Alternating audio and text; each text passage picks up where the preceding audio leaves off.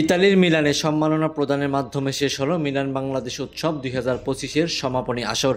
আমাদের ইউরোপ প্রতিনিধি রতন হক জানান, ইতালি প্রবাসী নতুন প্রজন্মের মধ্যে যারা দক্ষতার সাথে ডাক্তার, ইঞ্জিনিয়ার সহ ইতালীয় বিভিন্ন প্রতিষ্ঠানে কর্মরত আছেন এবং সাংবাদিক ও সামাজিক ব্যক্তিত্ব যারা কমিউনিটির বিভিন্ন কার্যক্রমে অবদান রেখে চলেছেন, সেই সকল সংগঠন ও ব্যক্তিদেরকে সম্মাননা প্রদান করা হয় মিলান বাংলাদেশ উৎসব অনুষ্ঠানে। অনুষ্ঠানের আয়োজক ইউরোমন্ডো গ্রুপের চেয়ারম্যান নুরুল আফসার বাবুল সভাপতির বক্তব্য রাখেন। এতে আরও বক্তব্য রাখেন রুহুল আমিন রাহুল, মামুন হাওলাদার সহ আরও অনেকে। এতে উপস্থিত ছিলেন মিলানে বসবাসরত বাংলাদেশি প্রবাসীরা।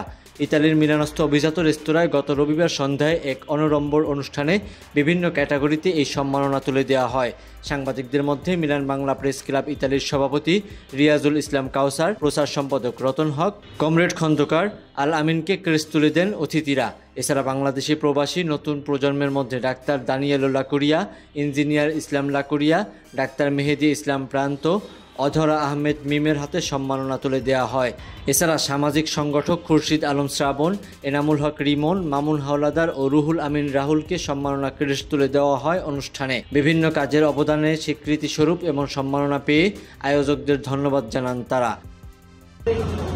অনেক শুভেচ্ছা জানাচ্ছি, কৃতজ্ঞতা জানাচ্ছি ইউরোমন্ডো গ্রুপের আজকের এই যে ফেস্টিভ্যাল মিলান বাংলাদেশ ফেস্টিভ্যাল 2025-এ যে আমাদেরকে পুরস্কৃত করা হয়েছে, এই জন্য অনেক কৃতজ্ঞতা এবং ধন্যবাদ জানাচ্ছি। অনেক ইচ্ছে ছিল জব করার, কিন্তু আমার হাজবেন্ড সে অনেক সাপোর্ট করছে। সে বলতেছিল এর সময়কে পুরস্কৃত করার জন্য ইউরোমন্ডো গ্রুপের চেয়ারম্যানকে